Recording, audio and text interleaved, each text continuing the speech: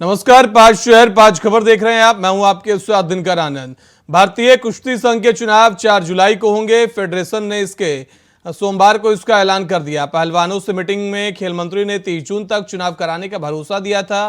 ब्रजभूषण शरण सिंह ये चुनाव नहीं लड़ सकेंगे। वे लगातार 3 बार अध्यक्ष रहे हैं, इसलिए फेडरेशन के नियमों के अनुसार वे किसी भी पद के लिए चुनाव नहीं लड़ सकते। चैंपियनशिप के रेसलिंग फेडरेशन की एडहॉक कमेटी ने सिलेक्शन ट्रायल आयोजित किया था। इसमें 14 जून को पहलवानों के सपोर्ट में खाप पंचायतों ने हरियाणा बंद का ऐलान किया है। ब्रजभूषण और रेसलर्स विवाद में पहलवान विनेश फोगाट ने कहा कि हम 15 जून को चार्जशीट आने का इंतजार कर रहे हैं, इसके बाद आंदोलन को लेकर बड़ा ऐलान करेंगे। विनेश फोगाट ने साथ ही कहा कि प्रधानमंत्री की चुप्पी से दुखी हूं। जब पहलवान खेल मंत्री अनुराग ठाकुर से बात कर रहे थे तो वो फोन पर व्यस्त थे, उन्हें मेरी परेशानियां सुनने में कोई दिलचस्पी नहीं थी। खेल मंत्री अनुराग ठाकुर ने कुछ दिन पहले ही पहलवानों से बात की थी, जिसमें भरोसा दिया था कि 15 जून को केस की चार्जशीट पेश होगी।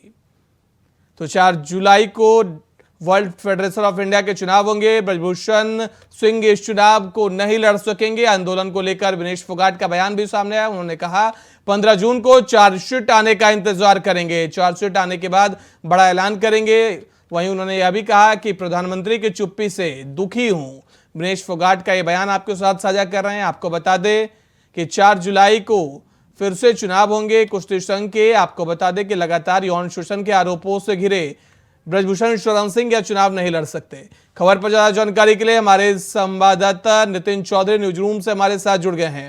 नितिन, क्या जानकारी निकलकर सामने आ रही है? 4 जुलाई को चुनाव होने हैं, ब्रजभूषण शरण सिंह नहीं लड़ सकते हैं चुनाव। देखिए दिनकर, बिल्कुल कुश्ती महासंघ को लेकर जिस तरीके से ब्रजभूषण के खिलाफ जो आरोप लगाए थे यौन उत्पीड़न के, तो उसको देखते हुए ब्रजभूषण शरण जो है इस पर चुनाव नहीं लड़ेंगे। लेकिन उसके बाद बता दें कि खेल मंत्री ने उन्हें आश्वासन भी दिया था उस समय कि 30 जून को जो है चुनाव कराने का पूरा भरोसा दिया था। लेकिन उसके बाद में जब उन्होंने कहा कि 4 जुलाई को इसका जो है चुनाव कराया जाएगा, WFI का जो चुनाव है उसे कराने की मांग कर रहे हैं खिलाड़ी। और उसके बाद भी कहा जा रहा है कि ब्रजभूषण जो है 3 बार उसके अध्यक्ष रह चुके हैं, तो उनको जो है इस पर जो है चुनाव नहीं लड़ने दिया जाएगा। बता दें कि ब्रजभूषण के जो भी हैं उन पे भी जो है चुनाव नहीं लड़ने दिया जाएगा। लेकिन उसके बाद में भी एक कोच और 2 रेफरी को भी वहां से हटाया गया है इस चीज़ को देखते हुए। और कहा है कि जिस तरीके से जगबीर सिंह ने ब्रजभूषण के खिलाफ बयान दिए थे, तो अंडर 23 और अंडर 17 के जो कैटेगरी एशियन के चैंपियन है उनको जो आयोजन जो है 10 से 18 जून तक का जो है कजाकिस्तान में होना होगा। मीडिया की रिपोर्ट के अनुसार जसवीर सिंह के अलावा 17 टीम के कोच राजीव तोमर और रेफरी वीरेंद्र मलिक को भी एशियन चैंपियन से नहीं भेजने की जो बातें वो कर रहे हैं, क्योंकि पहलवानों का कहना है कि जिस तरीके से ब्रजभूषण के खिलाफ यौन उत्पीड़न का जो मामला सामने लगातार सामने आ रहा था। लेकिन उसके बाद भी 14 जून को एक बार फिर से फोगाट ने कह दिया है कि आखिरकार में चुप्पी साधे हुए हैं। जब खेल मंत्री से उनकी मुलाकात हो रही थी, तो लेकिन उधर खाप पंचायत की बात की जाए तो खाप पंचायत पूरी तरीके से किसान जितने भी हैं वो तमाम जो किसान हैं वो पहलवानों के समर्थक में आए थे। उसमें हरियाणा के अंदर कुरुक्षेत्र के अंदर जो है एक पंचायत भी बुलाई गई थी पहलवानों के लिए कि आखिरकार पहलवानों के साथ इतना बड़ा अत्याचार हो रहा है। तो उसको देखते हुए पहलवानों ने मांग की कि 4 जुलाई को इसका चुनाव कराया जाएगा। जी नितिन, लग ऐसा रहा था कि जब पहलवानों की मुलाकात अनुराग ठाकुर से हुई तो लगा कि कुछ हल निकलेगा और जल्द ही पहलवान यह घोषणा कर देंगे कि अब हमारी आंदोलन स्थगित की जाएगी। उनको भरोसा होगा कानून की कार्रवाई पर। लेकिन इस बीच खबर आई है कि 14 जून को पहलवानों के सपोर्ट में खाप पंचायत हरियाणा बंद करेगा। इसके साथ ही जितने भी पहलवान हैं उन्होंने कहा कि 15 तारीख के बाद हम अपने आगे की रणनीति को तय करेंगे। तो क्या माना जाए, अगर ब्रजभूषण शरण सिंह के खिलाफ कोई कार्रवाई नहीं होती है तो यह आंदोलन अभी और लंबा खींच सकता है? देखिए दिनकर, बिल्कुल जिस तरीके से लगातार पहलवान जंतर मंतर पर बैठे थे, पहले अपने मेडल्स को जो है गंगा में बहाने गए थे, तो उससे पहले राकेश टिकैत के भाई नरेश टिकैत ने वो मेडल अपने हाथों में लिए थे। पहलवानों को समझाने का पूरा प्रयास उन्होंने किया था और उन्होंने भी सरकार को अल्टीमेट दिया था कि 5 दिन का समय है, आखिरकार ब्रजभूषण की गिरफ्तारी जल्दी से नहीं होती तो इससे बड़ा आंदोलन वो करने के लिए तैयार है। उसके बाद कुरुक्षेत्र के अंदर जो है एक पंचायत बुलाई गई थी हरियाणा के अंदर, तो पंचायत में खाप पंचायत के तमाम नेता, बड़े बड़े किसान नेता वहाँ पहुंचे थे। तो किसानों ने साफ तौर पर कह दिया कि पहलवानों के साथ जो अत्याचार हो रहा है वो बर्दाश्त नहीं किया जाएगा, सरकार जल्दी से जल्दी ब्रजभूषण की जो है गिरफ्तारी करे।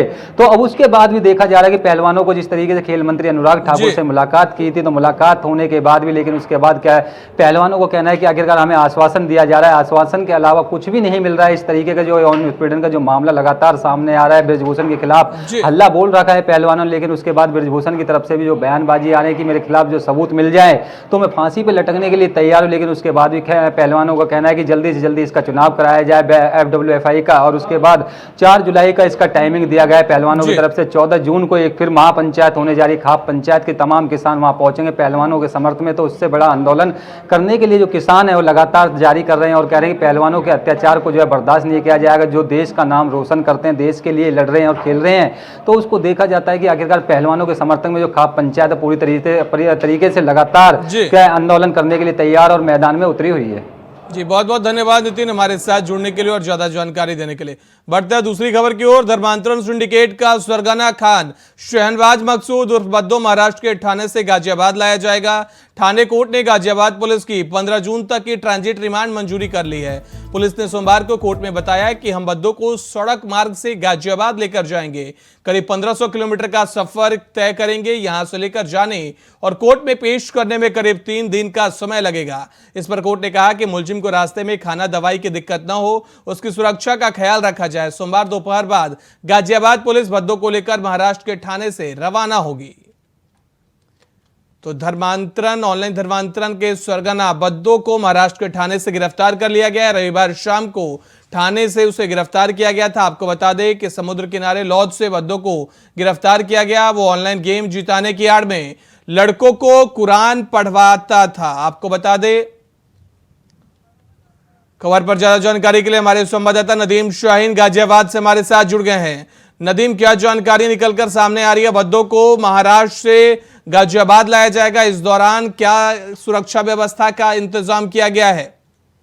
देखिए, गाजियाबाद का ये बड़ा ही चुभने वाला मामला था क्योंकि शाहनवाज और बद्दो की गिरफ्तारी सबसे बड़ा अहम मुद्दा बनता जा रहा था। जिस तरीके से शाहनवाज और बद्दो की गिरफ्तारी को लेकर गाजियाबाद पुलिस ने 1 जून से टीम भेजी हुई थी महाराष्ट्र में, और महाराष्ट्र की टीम मुंबई की पुलिस और गाजियाबाद पुलिस ने जॉइंट ऑपरेशन चलाकर बद्दो को गिरफ्तार किया। बद्दो को गिरफ्तारी के बाद वहां पर ट्रांजिशन कोर्ट में भी इसको ले जाया गया, जहां रिमांड की मंजूरी कराई गई। हालांकि गाजियाबाद इसको लाने की बात कही जा रही है। हालांकि गाजियाबाद के डीसीपी निपुर अग्रवाल ने ये साफ कर दिया है कि अब इसे बहुत जल्दी गाजियाबाद लाया जाएगा, जो कि बाई रोड गाजियाबाद आएगा। जिसके बाद जो तरह की बातें थी, जिसके बाद जो गाजियाबाद में एटीएस का जो कहा जा रहा था कि एटीएस की जो एंट्री हुई है, एटीएस के सवालों के भी जवाब बद्दो देगा। फिलहाल उससे पूछा जाएगा कि किस तरीके से वो इस रैकेट में कौन कौन लोग शामिल हैं, कितने लोग इसके साथ में और जुड़े हुए हैं। जिन लोगों की वो लिस्ट बताएगा, उन लोगों की भी उठाने का कार्य किया जाएगा।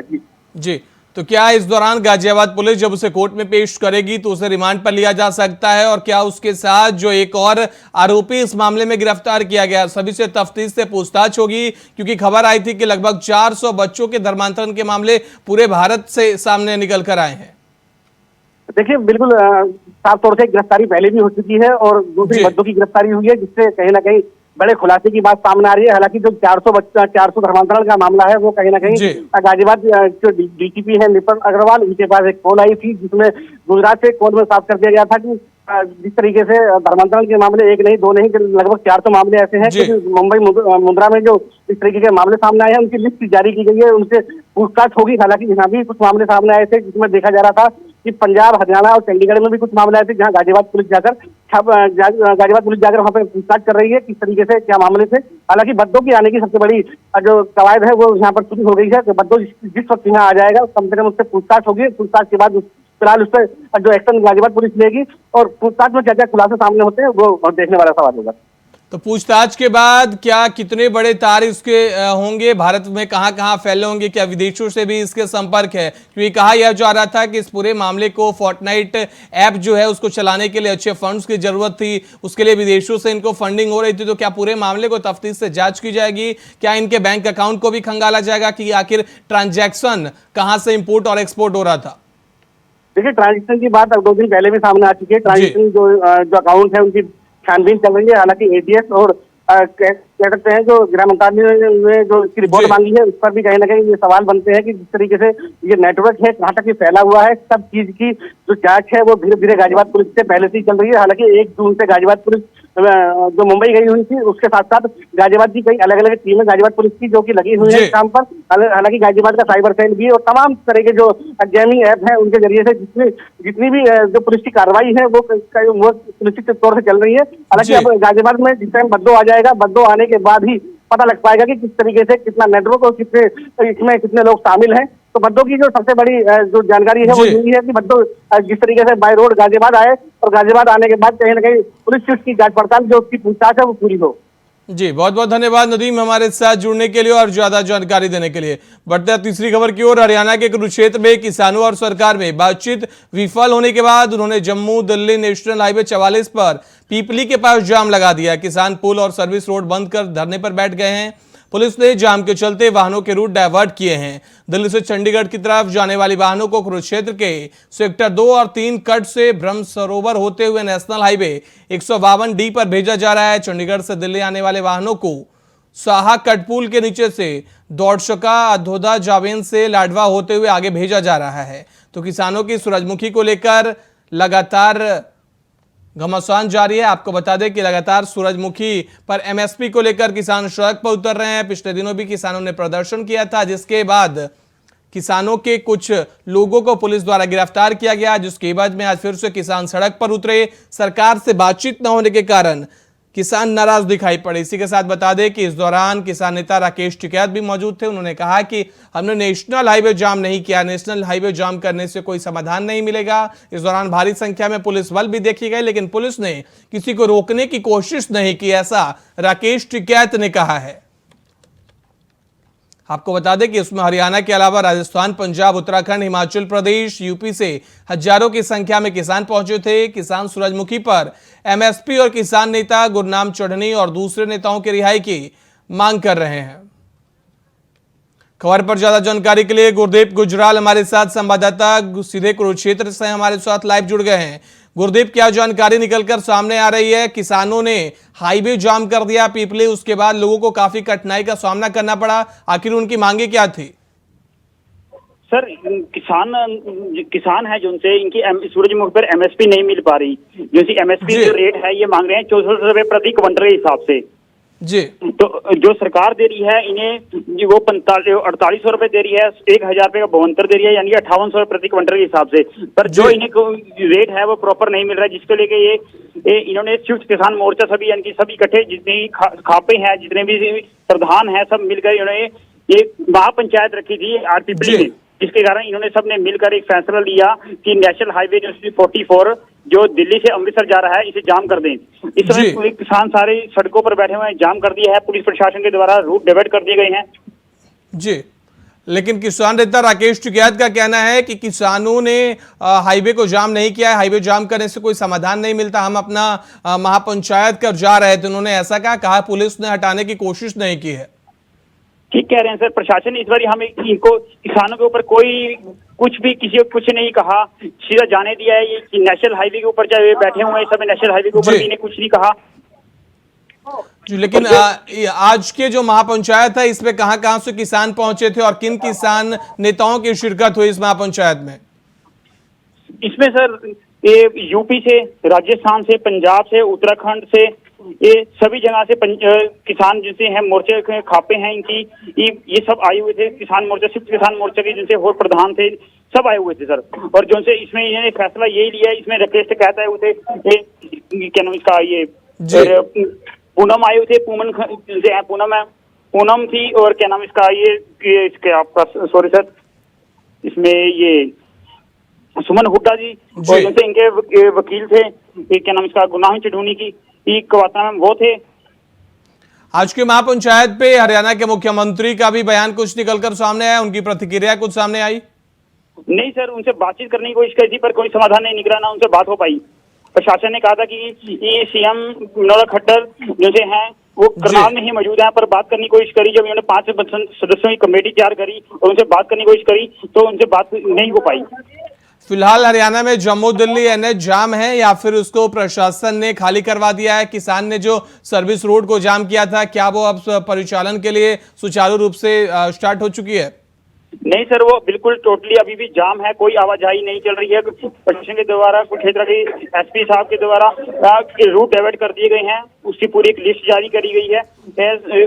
सबकी जो से है सूचना विभाग अधिकारियों को उनको सौंप दी गई है कि अपने अपने एरिया में करनाल से सभी रूट डाइवर्ट के लिए जानकारी दे दी जाए। लेकिन खबर सामने यह आ रही है कि किसान बेहद नाराज इस बात से हैं कि एक तो उनके किसान नेताओं को गिरफ्तार किया गया था पिछले प्रदर्शन के दौरान सूरजमुखी की एमएसपी की मांग को लेकर, और तीसरी की सरकार ने बातचीत उनसे बंद कर दी है। कि कितनी सच्चाई है इस बात में? क्या सरकार उनसे बातचीत नहीं कर रही है? सर ठीक कहा आपने, इस समय सरकार उनसे बातचीत नहीं कर रही, क्योंकि आज जब कह रहे थे कि मनोहर खट्टर जी ही बात करना चाहते हैं उनसे, उन्हें कहा था तो इन्होंने 5 सदस्यों की कमेटी तैयार करी थी, अपनी पंचायतों के सदस्य लिए थे, खाप पंचायतों में, महापंचायत उनसे उसमें से, तो कोई भी इसके बाद कोई बातचीत नहीं हुई, कोई एसपी ने कोई बात नहीं करी, कोई डीसी साहब ने कोई बात नहीं करी, किसी ने कोई बातचीत नहीं हुई इनकी। जी बहुत बहुत धन्यवाद गुरदीप हमारे साथ जुड़ने के लिए और ज्यादा जानकारी देने के लिए। संजीव जीवा की लखनऊ में हुई हत्या मामले में बहुत बड़ा खुलासा हुआ है। संजीव जीवा की हत्या के आरोपी विजय यादव ने कबूलनामे में वो वजह बताई है जिस वजह से इस हत्याकांड को अंजाम दिया गया। संजीव जीवा की हत्या के आरोपी विजय यादव ने कबूलनामे में बताया कि नेपाल से संजीव जीवा की हत्या की डील हुई थी। इस हत्या को एक कैदी आतिफ के भाई असलम के कहने पर अंजाम दिया गया। जीवा को मारने के लिए असलम ने 20 लाख की सुपारी दी थी। दरअसल संजीव जीवा ने लखनऊ की जेल में बंद असलम के भाई आतिफ की दाढ़ी नोची थी, इसलिए असलम ने भाई आतिफ की बेइज्जती का बदला लेने के लिए विजय को जीवा की सुपारी दी थी और उसके बदले में 20 लाख रुपए देने की डील की गई थी। तो संजीव हत्याकांड में बड़ा खुलासा हुआ है। आरोपी ने कबूलनामे में कबूल किया, उसने बताया कि नेपाल में हत्या की साजिश रची गई थी। हत्यारोपी ने कबूल किया है, असलम ने इस हत्या की सुपारी दी थी। तो बड़ी जानकारी इस वक्त की आपके साथ साझा कर रहे हैं। इस पूरे मामले को संजीव जीवा ने लखनऊ की जेल में बंद असलम की आतिफ नाम का लखनऊ जेल में बंद है। उसका दाढ़ी एक बार इस आदमी ने उतारा था, उसका भाई मुझे नेपाल में मिला। आतिफ के भाई का नाम असलम है। कुर्ता पैसा पहनता है, हल्का दाढ़ी है। उसने बोला मेरे भाई का दाढ़ी उतारा है, तो मेरे लिए काम करो, मैं तुम्हें 20 लाख रुपए दूंगा।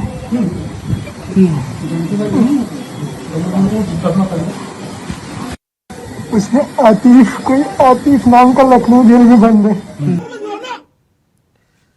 तो आपने सुना कि आरोपी ने बताया कि संजीव जीवा ने लखनऊ की जेल में बंद असलम के भाई आतिफ की दाढ़ी नोची थी, इसलिए असलम ने भाई आतिफ की बेइज्जती का बदला लेने के लिए विजय को जीवा की सुपारी दी और उसके बदले में 20 लाख रुपए देने की डील हुई थी। यानी इस हत्याकांड के पीछे आपसी विवाद था।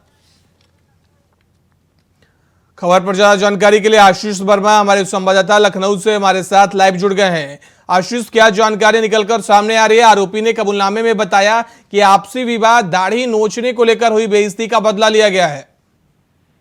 जी बिल्कुल, देखिए अगर बात की जाए किस तरीके से संजीव जीवा हत्याकांड को लेकर के लगातार पुलिस जो है पूछताछ कर रही थी, पूछताछ में कई खुलासे भी सामने देखने को मिले। हालांकि जिस तरीके से जो मुख्य आरोपी है उसने अब 20 लाख रुपए की सुपारी की बात कबूली है कि 20 लाख रुपए की नेपाल में से सुपारी देने की बात कही गई थी। हालांकि अभी लगातार अभी भी पुलिस पूछताछ जारी है। जिस तरीके से जो आरोपी का बयान सामने आया है उस बयान से कुछ चीजें अभी तक के साफ हुई है। फिलहाल अभी जिसकी एसआईटी टीम भी पूरे मामले की जांच कर रही है। एसआईटी टीम भी इस पूरे मामले की जांच में जब रिपोर्ट सबमिट करेंगे, रिपोर्ट से क्या कुछ होता है ये भी देखना होगा। साथ ही साथ अभी फिलहाल यही कहा जा सकता है कि आरोपी का जो बयान सामने आया है उस बयान से 20 लाख रुपए की सुपारी की बात कही गई है जिस तरीके से संजीव जीवा की हत्या हुई है। जी लेकिन अभी भी कई अहम सवाल बचे हुए हैं। मसलन कि जिस गन से शूट किया गया संजीव जीवा को वो चेक रिपब्लिक में मिलती है,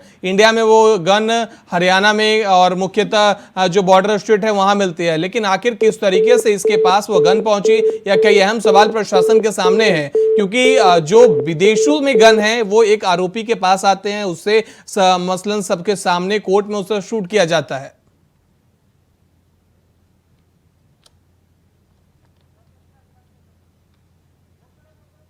तो संजीव जीवा को मारने के लिए असलम ने 20 लाख की सुपारी दी थी। दरअसल संजीव जीवा ने लखनऊ की जेल में बंद असलम के भाई आतिफ की दाढ़ी नोची थी, इसलिए असलम ने भाई आतिफ की बेइज्जती का बदला लिया था। उसने विजय को जीवा की सुपारी दी और उसके बदले में 20 लाख रुपए दी, जिसके एवज में विजय ने इस पूरी वारदात को अंजाम दिया। उसने अपने कबूलनामे में यह बात कबूल की है। हालांकि इस बात के बाद प्रशासन अभी कई एंगलों से इस पूरे मामले की जांच करेगा। मसलन इसके क्या लिंक नेपाल से जुड़े हुए हैं, मुंबई में कैसे साजिश रची गई, आखिर चेक रिपब्लिक की यह गन भारत में कैसे आई, इस आरोपी के पास पहुंची कैसे। प्रशासन को कई सवालों के अभी जवाब ढूंढने हैं। फिलहाल आरोपी विजय ने कबूल किया है। उसने बताया कि संजीव जीवा ने लखनऊ की जेल में बंद असलम के भाई आतिफ की दाढ़ी नोची थी, इसलिए असलम ने भाई आतिफ की बेइज्जती का बदला लेने के लिए पूरे वारदात को अंजाम दिलवाया है। आशीष हमारे साथ फिर से जुड़ गए हैं। आशीष, सवाल अभी प्रशासन के पास कई हैं, लेकिन अहम सवाल यह है कि आखिर इस पूरे मामले को बस एक बेइज्जती के बदले के तौर पर देखा जाना चाहिए, क्योंकि इससे पहले भी हमने देखा किस तरीके से प्रयागराज में अतीक अहमद की हत्या हुई, अशरफ की हत्या हुई और उसके बाद अभी संजीव जीवा की।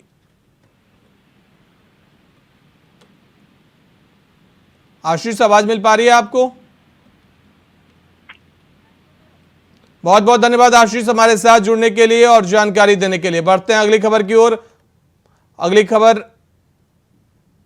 पूर्व मुख्यमंत्री त्रिवेंद्र सिंह रावत का नाथूराम गोडसे को लेकर दिया गया बयान अभी विपक्षी दलों के लिए एक बड़ा मुद्दा है, जिस पर उत्तराखंड में कांग्रेस पार्टी सियासत करते हुए नजर आ रही है।